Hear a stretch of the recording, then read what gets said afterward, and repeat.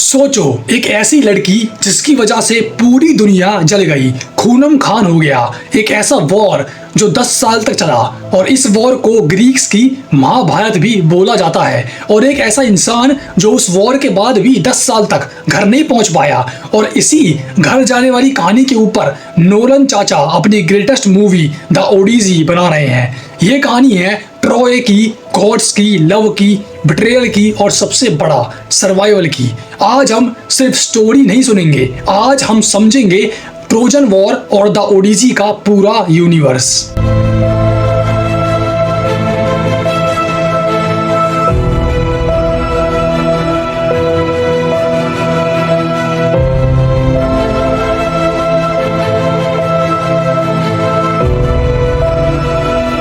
सो देखो भाइयों, वीडियो बहुत लंबी होने वाली है, सो अपने पॉपकॉर्न्स, स्नैक्स और खाना लेके बैठ जाओ आराम से।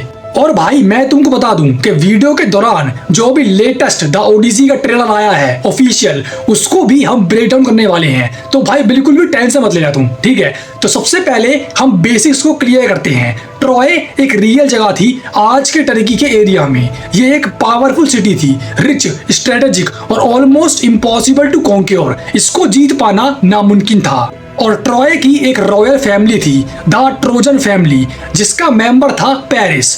और पेरिस ट्रॉय का प्रिंस भी था, यानी ट्रॉय के जो राजा थे उनका बेटा। और दूसरी साइड थे ग्रीस के ग्रेटेस्ट और पावरफुल किंग्स जैसे एगेमेम्नॉन, मेनेलॉस, ओडिसियस और एचेलिस। अब इस ट्रेलर के अंदर मेनेलॉस ये इंसान है और ओडिसियस ये इंसान है। मतलब ये कोई छोटा कॉन्फ्लिक्ट नहीं था, ये था world war of ancient times. अब आती है सबसे important character, Helen of Troy. लेकिन ट्विस्ट यहाँ है, हेलन कोई नॉर्मल इंसान नहीं थी, उसकी मदर लीडा थी। उसके फादर कुछ वर्जन्स में ज़्यूस यानी किंग ऑफ गॉड्स थे। भाई ये बंदा गॉड्स का भी गॉड्स था भाई। और भाई जैसे हमारे यहाँ पे विष्णु भगवान जी के बहुत सारे अवतार होते हैं, वैसे ही ज़्यूस के भी बहुत सारे अवतार थे। और ज़्यूस ने स्वान बन के लीडा के साथ रिलेशन बनाया, व्हाट द फक ब्रो। और उसने 3 एग्स को जन्म दिया, उनमें से एक एग से पैदा हुई हेलन। इसलिए हेलन को बोला जाता है the most beautiful woman in the world. Dam भाई, तुम सोचो जरा, ये इतनी सुंदर थी कि इसकी वजह से दुनिया की सबसे बड़ी लड़ाई चालू हुई। और यही तुम समझ जाते हो कि लस्ट किस हद तक खतरनाक हो सकती है। अब भाइयों प्रॉब्लम ये हुई, सब किंग्स हेलन से शादी करना चाहते थे। अगर एक को मिलती तो बाकी सब वॉर स्टार्ट कर देते। तो इस समस्या को सॉल्व करने के लिए एंट्री होती है ओडिसियस चाचा की, जो कि बहुत ज्यादा स्ट्रेटेजिक बंदा था और एक बहुत बड़ा ट्रिक्स्टर भी था। उसने आइडिया दिया, सब लोग ओथ लो, चलो भाइयों, जो भी हेलन से शादी करेगा हम सब उसको प्रोटेक्ट करेंगे। सब मान गए और हेलन की शादी हुई मेनेलॉस से, क्योंकि हेलन ने उसको ही चूज किया था। एंड मेनेलॉस स्पार्टा का किंग था। अब स्पार्टा ग्रीक में एक जगह थी। अब भाई असली केओस यहाँ से स्टार्ट होता है। एक गॉडेस है एरिस, जिसको बोला जाता है गॉडेस ऑफ केओस। ये भाई साहब जहां भी जाती है कुछ तूफानी करने की सोचती है, इसके अंदर हमेशा चुड़ रहती है। उसने एक गोल्डन एप्पल नीचे फेंका सबसे ब्यूटीफुल के लिए, और 3 गॉडेसेस लड़ने लगी एक दूसरे से कि मैं ब्यूटीफुल हूँ, नहीं मैं ब्यूटीफुल हूँ। और वो 3 गॉडेसेस थी, Hera goddess of power, Athena goddess of wisdom और एफ्रोडाइट गॉडेस ऑफ लव। और जज कौन बना? पेरिस, ट्रॉय का प्रिंस। हर गॉडेस ने पेरिस को ब्राइब दिया। हेरा ने बोला मैं तुझे वर्ल्ड का किंग बना दूंगी। अथेना ने बोला मैं तुझे वॉर में अनबीटेबल बना दूंगी। और एफ्रोडाइट ने कहा मैं तुझे दुनिया की सबसे ब्यूटीफुल लड़की दूंगी, हेलन।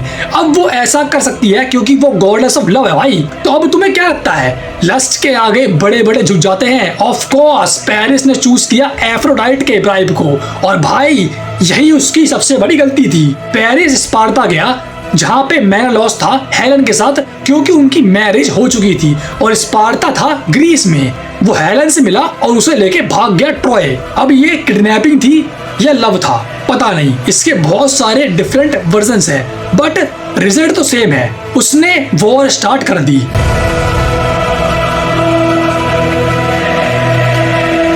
कैसे? भाई साहब मेनेलॉस ने सब किंग्स को बुलाया, क्योंकि भाई बंदे ने ओथ ले रखी है कि जो भी उससे शादी करेगा वो हेलन को प्रोटेक्ट करेगा। सब ओथ की वजह से ज्वाइन करते हैं और आर्मी लीड करता है एगेमेम्नॉन, जो कि ग्रीस का one of the greatest king था। और फिर एंट्री होती है एचेलिस की। एंड भाई साहब मैं तुमको बता रहा हूं, this guy here is a big deal. सबसे पावरफुल वॉरियर था ये अपने टाइम का। उसको चॉइस मिली थी long life but no fame, या short life but immortal glory. उसने चूज की ग्लोरी। भाड़ में जाए लॉन्ग लाइफ।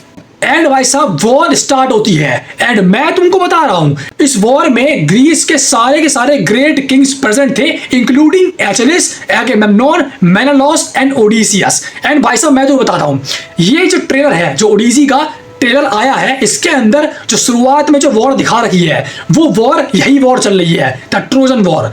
तो ये वॉर चलती है 10 साल तक। ट्रॉय के वॉल्स स्ट्रॉन्ग थे, डायरेक्ट जीतना पॉसिबल नहीं था, और इसी के बीच एचेलिस वर्सेस एगेमेम्नॉन सिविल वॉर चालू हो जाती है। ये दोनों के दोनों एक लड़की ब्रेसियस के चक्कर में फाइट करते हैं एक दूसरे से। अबे बस भी कर दो भाई ठरकियों, सिविल वॉर ही चालू कर दी बंदों ने। और गुस्से गुस्से में देखो क्या हुआ, एचेलिस वॉर ही छोड़ के चला गया। और रिजल्ट ऑफ कोर्स ग्रीस हारने लगता है, क्योंकि अपना ग्रेटेस्ट वॉरियर चला गया है भाई। बट भाई साहब ट्विस्ट अब आता है, एचेलिस का बेस्ट फ्रेंड पेट्रोक्लस मर जाता है और उसे ट्रॉय के हीरो यानी हेक्टर ने मारा था। एचेलिस का रेज दोबारा से एक्टिवेट हो गया, उसकी बुद्धि खराब हो गई, वो बैटलफील्ड में वापस आ जाता है और हेक्टर को जान से मार देता है। एचेलिस भी आगे चलकर मर जाता है पेरिस और अपोलो की हेल्प से, और भाई पेरिस भी आगे चलकर मर जाता है। ऑलमोस्ट सब के सब मेजर हीरोज डेड हो जाते हैं। अब ओडिसियस ने एक बहुत ही शातिर आइडिया दिया, क्योंकि वो बेस्ट स्ट्रेटेजिस्ट था। उसने बोला ऐसे तो वॉर चलती ही रहेगी। उसके आइडिया के अकॉर्डिंग ग्रीक्स ने फेक रिट्रीट किया, एक जाइंट वुडन हॉर्स छोड़ दिया। ट्रोजन्स कंफ्यूज हो गए। एक बंदा लाओकून बोला ये ट्रैप है, और तभी सी से स्नेक्स आके उसको मार देते हैं। सब के सब ट्रॉय के बंदे डर गए, हॉर्स को ट्रॉय सिटी के अंदर लेके आ गए, और भाई ओडिसियस का प्लान सक्सेसफुली एग्जीक्यूट हो गया। रात को हॉर्स के अंदर से ग्रीस सोल्जर्स निकले, गेट्स खोले, आर्मी वापस आई और ट्रॉय डिस्ट्रॉयड। नोलन की जो ओडिसी मूवी है ये चालू होने वाली है इसी ट्रोजन वॉर के एंड से, यानी कि डिस्ट्रॉय ऑफ ट्रॉय से। तुम जो ये ट्रेलर देख पा रहे हो जिसके अंदर एक घोड़ा है, और तुम देख भी सकते हो कि इस जाइंट हॉर्स के अंदर से सैनिक निकल रहे हैं, ग्रीस के सिपाही निकल रहे हैं, ठीक है। तो ये वही सीन है। और भाई साहब अब ट्रॉय तो डिस्ट्रॉय हो गया, बट भाई साहब अब मैं तुमको एक ऐसी एपिक बताने वाला हूं ना जो तुम्हारे दिमाग हिला देगी एंड तुमको बहुत ही ज्यादा मजा आ जाएगा।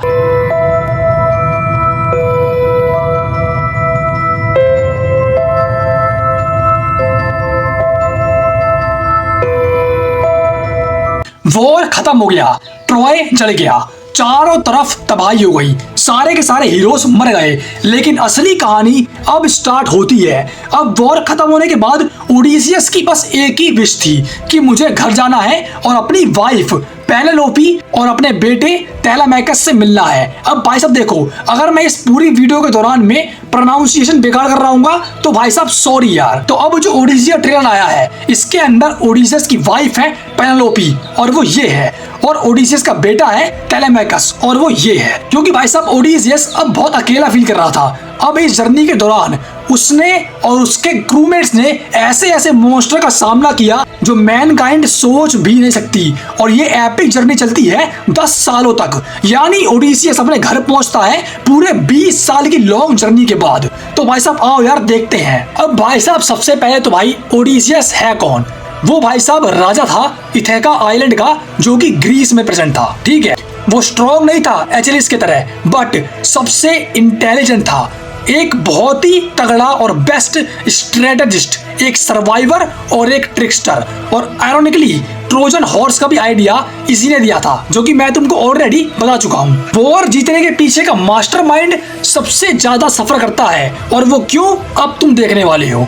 अब सबसे पहले तो वो और उसके क्रूमेट्स नॉर्थ की तरफ जाते हैं सप्लाईज ढूंढने के लिए, और पहुंचते हैं इस्मारा के किनारे। ये जगह थी किकोनन्स नाम के लोगों की। जो कि ट्रोजन साइड से लड़ रहे थे। इसका मतलब ये लोग ओडिसियस के दुश्मन हुए, क्योंकि ओडिसियस ग्रीस से है। अब ओडिसियस और उसके लोग यहाँ से फूड और रिसोर्सेज ले लेते हैं, लेकिन ग्रीड, लालच, वो वहां पे रुक जाते हैं और ये गलती उन पे भारी पड़ती है, क्योंकि कुछ ही देर में किकोनन्स अपनी आर्मी के साथ वापस आते हैं और ओडिसियस के लोगों पर हमला कर देते हैं। लड़ाई होती है, बहुत लोग मरते हैं और फाइनली ओडिसियस को अपनी बची हुई आर्मी लेकर वापस भागना पड़ता है। फिर वो लोग वापस समुद्र में निकलते हैं घर की तरफ, लेकिन तभी एक भयानक तूफान आता है और उन्हें रास्ते से भटका देता है, डिफ्लेक्ट कर देता है और उन्हें ले जाता है एक अजीब सी जगह पर, लोटस ईटर्स का आइलैंड। यहाँ के लोग दिखते बिल्कुल नॉर्मल हैं, शांत, पीसफुल, लेकिन उनके पास एक चीज है, लोटस फ्रूट।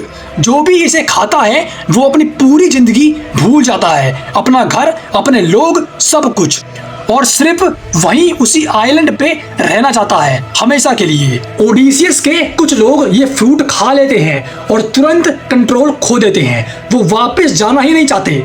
तब ओडिसियस समझ जाता है कि ये जगह ट्रैप है। वो अपने लोगों को जबरदस्ती खींचकर शिप्स तक लाता है और तुरंत वहां से निकल जाता है। अब वो लोग फिर से समुद्र में भटक रहे हैं, फूड कम है, एनर्जी लो है। तब वो एक और आइलैंड पे रुकते हैं आराम करने के लिए। दूर से उन्हें एक केव दिखती है और उसके आसपास बहुत सारी भेड़ बकरियां। अंदर जाके देखते हैं तो फूड का ढेर लगा हुआ है। सब लोग खुश हो जाते हैं, लेकिन ओडिसियस डिसाइड करता है रुकने का, और यही उसकी लाइफ का सबसे बड़ा टर्निंग पॉइंट बन जाता है, क्योंकि वो केव किसी इंसान की नहीं थी, वो थी एक साइक्लोप्स की, जिसका नाम था पॉलीफेमस, एक बड़ा सा जाइंट। और भाई साहब, इस ट्रेलर के अंदर जो तुमने 3 आंखों वाला इंसान तुम देख रहे होगे, जो ये गुफा के अंदर जा रहे हैं बंदे, ये वही साइक्लोप्स है। और सबसे डेंजरस बात, वो पोसाइडन का बेटा था। जब वो वापस आता है, वो केव का एंट्रेंस एक बड़े पत्थर से बंद कर देता है और फिर बिना कुछ सोचे वो ओडिसियस के 2 आदमियों को पकड़ता है, उन्हें जिंदा ही क्रश करता है और खा जाता है। अब भाई साहब, डर, पैनिक और हेल्पलेसनेस, ओडिसियस के पास कोई ऑप्शन नहीं था। वो साइक्लोप्स को मार भी नहीं सकता था, क्योंकि अगर वो मर जाता तो पत्थर को हटाता। तो ओडिसियस एक प्लान बनाता है, वो अपनी वाइन साइक्लोप्स को देता है। साइक्लोप्स पहली बार इतनी स्ट्रॉन्ग ड्रिंक पीता है और धीरे धीरे वो नशे में डूब जाता है। फिर वो ओडिसियस से पूछता है, तुम्हारा नाम क्या है? ओडिसियस कहता है, मेरा नाम है नोबडी। साइक्लोप्स हंसता है और सो जाता है। तब ओडिसियस और उसके लोग एक बड़ा लकड़ी का डंडा लेते हैं, उसे आग में गर्म करते हैं और फिर वो साइक्लोप्स की आंख में घुसा देते हैं। साइक्लोप्स चीखता है इतनी जोर से कि दूसरे साइक्लोप्स भागकर आ जाते हैं। वो पूछते हैं, किसने किया ये? और वो बोलता है, नोबडी ने। दूसरा साइक्लोप्स सोचते हैं ये साला पागल हो चुका है और चले जाते हैं। फिर सुबह सुबह साइक्लोप्स गेट खोलता है और हर एक जानवर को हाथ से चेक करता है। ओडिसियस अपने लोगों को शीप के नीचे बांध देता है और वो सब क्वाइटली बाहर निकल जाते हैं। वो अपनी शिप्स तक पहुंच जाते हैं और भागने लगते हैं, लेकिन यहाँ पे ओडिसियस चाचा की ईगो बीच में आ जाती है। ओडिसियस एक ऐसी गलती करता है जो उसकी पूरी जिंदगी बदल देती है। वो घमंड में आकर चिल्लाता है, मेरा नाम नोबडी नहीं है, मेरा नाम है ओडिसियस। साइक्लोप्स रुकता है और आसमान की तरफ देखकर कहता है, फादर पोसाइडन, ओडिसियस ने मुझे अंधा किया है। और बस यहीं से शुरू होता है ओडिसियस का असली नाइटमेयर।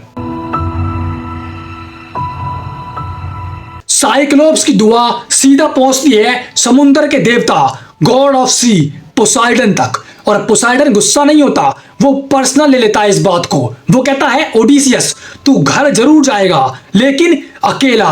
तेरे सारे के सारे क्रूमेट मर जाएंगे, तू पूरा का पूरा टूटा हुआ होगा और बहुत देर से तू घर जाएगा। अब ओडिसियस को अभी कुछ नहीं पता, वो बस अपनी जर्नी को कंटिन्यू करता है। कुछ टाइम बाद वो लोग पहुंचते हैं एक अजीब सी फ्लोटिंग आइलैंड पर। यहाँ रहता है हवाओं का राजा एओलस। एओलस उनको वेलकम करता है, उन्हें मेहमान की तरह रखता है, और जब ओडिसियस वापस जाने लगता है वो उसे एक गिफ्ट देता है, एक लेदर का बैग। उस बैग के अंदर बंद होती है सारी हवाएं एक्सेप्ट एक, जो उन्हें सीधा इथेका तक ले जा सकती है। ओडिसियस खुश है, फाइनली लग रहा था कि सब कुछ सही हो रहा है। वो अपने लोगों के साथ सेल करता है और धीरे धीरे उसका घर नजर आने लगता है, इथेका बस थोड़ी दूर। लेकिन ह्यूमन नेचर, उसके क्रू को लगता है ये बैग हवा का नहीं, गोल्ड और ट्रेजर का है। और जब ओडिसियस सो रहा होता है वो बैग को खोल देते हैं। एक सेकंड, बस एक सेकंड, और फिर पूरी हवा बाहर निकल जाती है। स्टॉर्म, तूफान, केओस, शिप कंट्रोल से बाहर, और एक ही झटके में वो वापस पहुंच जाते हैं एओलस के आइलैंड पर। ओडिसियस शॉक में है, वो हेल्प मांगता है, लेकिन एओलस कहता है तुम कर्स्ड हो, तुम्हें पोसाइडन गॉड ने कर्स दिया है और मैं तुम्हारे बीच में नहीं आना चाहता, मैं तुम्हारी मदद नहीं कर सकता, और उन्हें वहां से निकाल देता है। अब ओडिसियस के पास ना होप है ना ही डायरेक्शन है, सिर्फ एक कर्ज है। फिर वो लोग निकलते हैं और पहुंचते हैं एक और जगह, लेस्ट्रिगोनियंस का देश। पहले सब नॉर्मल लगता है, ओडिसियस अपने कुछ लोग भेजता है एक्सप्लोर करने के लिए, लेकिन फिर ट्रुथ सामने आता है, ये लोग साले इंसान नहीं है, ये जायंट कैनिबल्स हैं जो इंसानों को ही खाते हैं। वो ओडिसियस के लोगों को पकड़ पकड़ के खाना शुरू कर देते हैं और फिर शिप्स पर अटैक भी कर देते हैं बड़े बड़े पत्थर से। एक एक करके सारी शिप्स टूट जाती है, सब लोग मर जाते हैं, सिर्फ एक शिप बचती है ओडिसियस की। अब वो लिटरली अकेला रह गया है, सिर्फ कुछ लोग, एक शिप और समुंदर। फिर वो लोग पहुंचते हैं एक और आइलैंड पर, और भाई साहब तुम इन सब के बीच में टाइम को भी देखते हुए चलना, क्योंकि यहाँ पे टाइम भी बीतते जा रहा है। इसको ये सब कुछ पूरा करने में, अपने घर तक पहुंचने में 10 साल लगेंगे। फिर वो पहुंचते हैं एक और आइलैंड पर, यह जगह है सर्सी का घर। सर्सी एक पावरफुल विच है, हेलियोस यानी सन गॉड की बेटी। ओडिसियस अपने लोगों को भेजता है एक्सप्लोर करने के लिए। वो लोग एक सुंदर महल देखते हैं, अंदर जाते हैं। सर्सी उनको खाना देती है, लेकिन उस खाने में जादू होता है। जैसे ही वो खाते हैं वो लोग बन जाते हैं सुअर, पिग्स। सिर्फ एक आदमी बच के भाग जाता है और ओडिसियस को सब बताता है। ओडिसियस तुरंत निकलता है अपने लोगों को बचाने के लिए। रास्ते में उसकी मुलाकात होती है हर्मीस से। हर्मीस उसे एक मैजिक हर्ब देता है जिसका नाम होता है मोली, और कहता है इससे तुम सर्सी के जादू से बच जाओगे।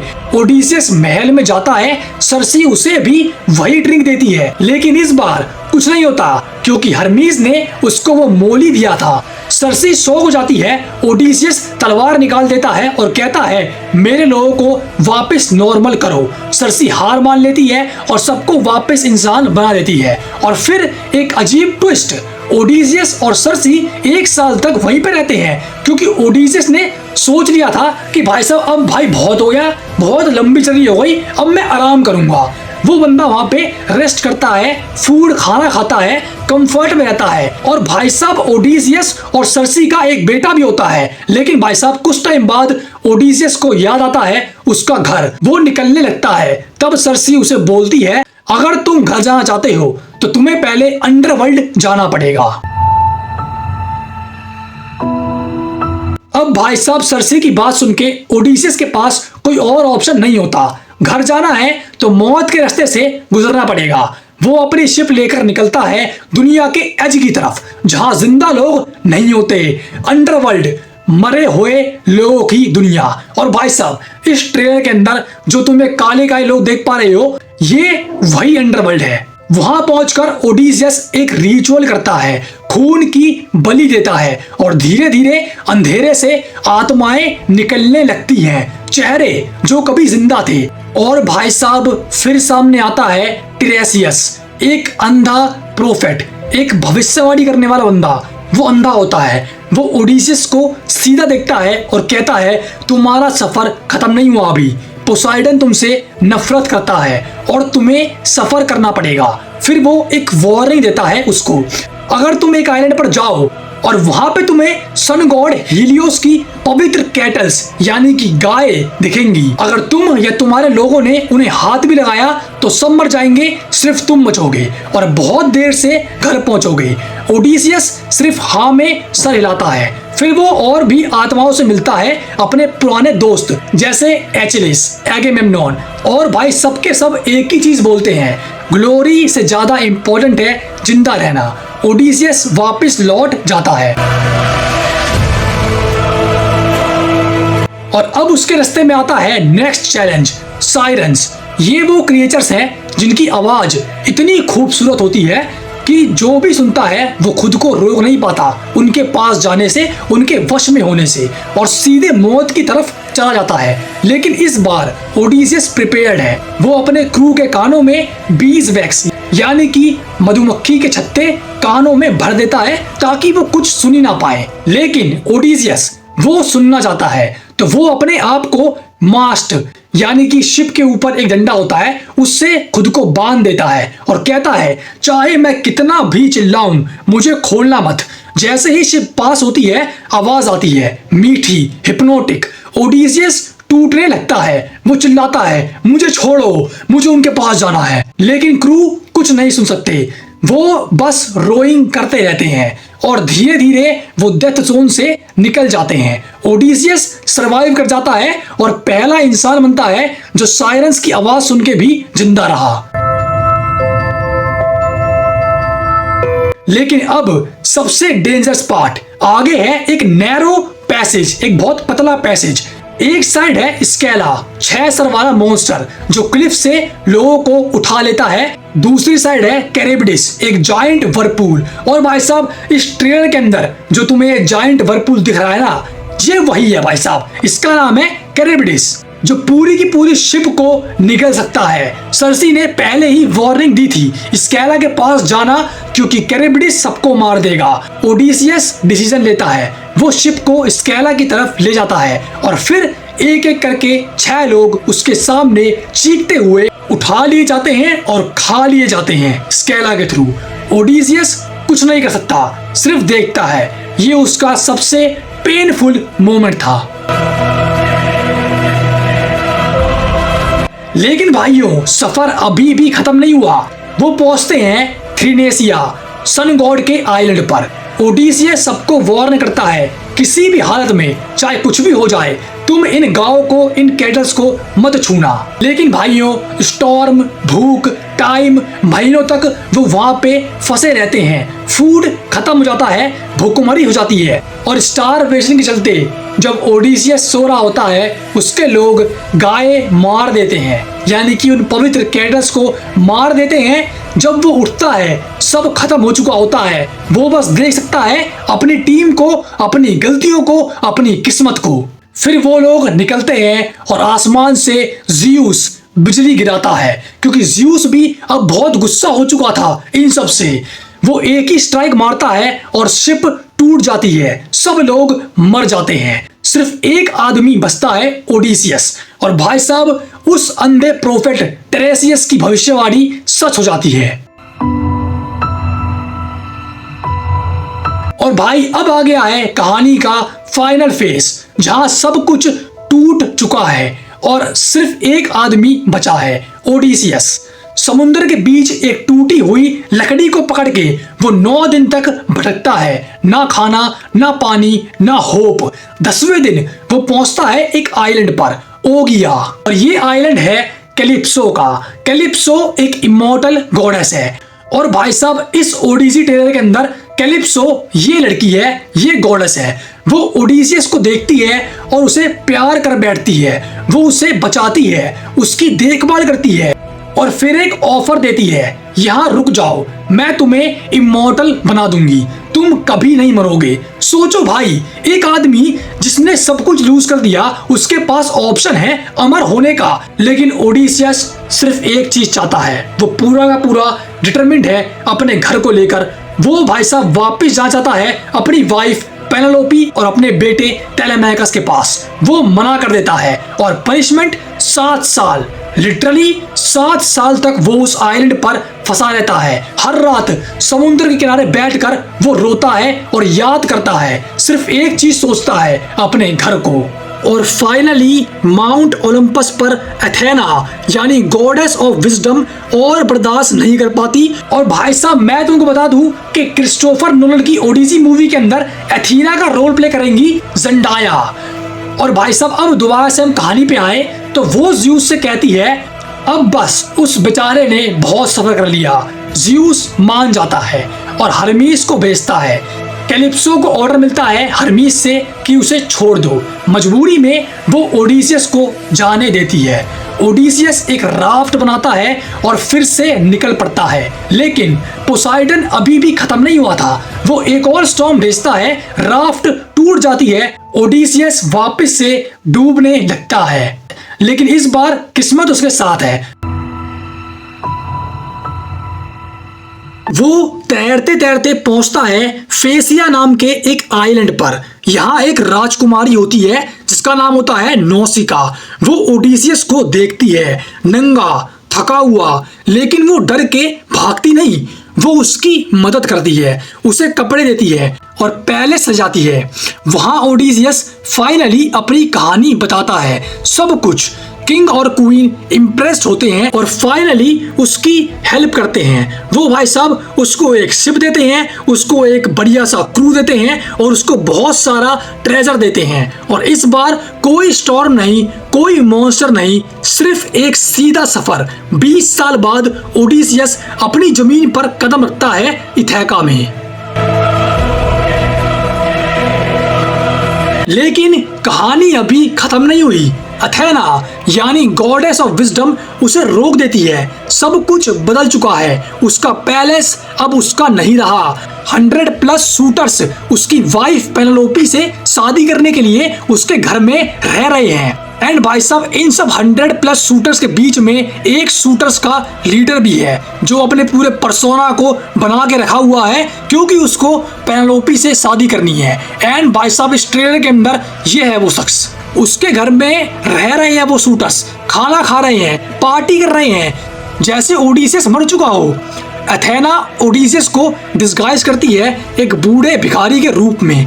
ओडिसियस चुपचाप अपने घर के पास जाता है। पहले मिलता है अपने लॉयल सर्वेंट से, फिर टेलेमैकस अपने बेटे से, और फिर एक मोमेंट जो सबसे इमोशनल है। एथेना डिस्गाइज हटा देती है। बाप और बेटा 20 साल बाद मिलते हैं, कोई वर्ड्स नहीं, सिर्फ आंसू। लेकिन भाई अब रिवेंज का टाइम आ चुका है। अब शूटर्स को सबक सिखाना पड़ेगा। अब ओडिसियस प्लान बनाता है। नेक्स्ट डे पैलेस में एक कॉन्टेस्ट होता है। पेनेलोपी कहती है जो आदमी ओडिसियस का बो स्ट्रिंग करेगा, यानी कि ओडिसियस के बो को पकड़कर उसको खींचेगा और 12 के 12 जो कुल्हाड़ी होती है उसके थ्रू एरो पास करेगा, मैं उससे शादी करूंगी। अब सबके सब शूटर्स ट्राई करते हैं, कोई भी बो को स्ट्रिंग नहीं कर पाता, मतलब कोई भी ओडिसियस की बो को खींच नहीं पाता। फिर एक बूढ़ा भिखारी आगे आता है, सब हंसते हैं, अबे साला ये बूढ़ा क्या करेगा भाई। लेकिन वो इजीली बो उठाता है, स्ट्रिंग करता है और एक एरो सीधा 12 एक्सिस के थ्रू पार कर देता है। ऑब्वियसली बात है भाई, वो ओडिसियस ही है। अब चारों तरफ साइलेंस है और फिर वो कहता है अब मेरी बारी। डिस्गाइज हट जाता है, ओडिसियस वापस आ चुका है और फिर मैसेकर। एक एक करके सब शूटर्स को वो जान से मार देता है, टेलेमैकस और अपने लॉयल सर्वेंट के साथ। सब साथ देते हैं, कोई नहीं बचता। फाइनली शांति। ओडिसियस पेनेलोपी के सामने खड़ा है, वो यकीन नहीं करती, टेस्ट लेती है और जब कंफर्म होता है वो टूट जाती है। 20 साल का इंतजार एक पल में वो दोनों गले मिलते हैं और फाइनली पेनेलोपी उससे पूछती है तुम कहाँ थे इतने सालों से। ओडिसियस कहता है कहानी लंबी है, कहाँ से शुरू करूं।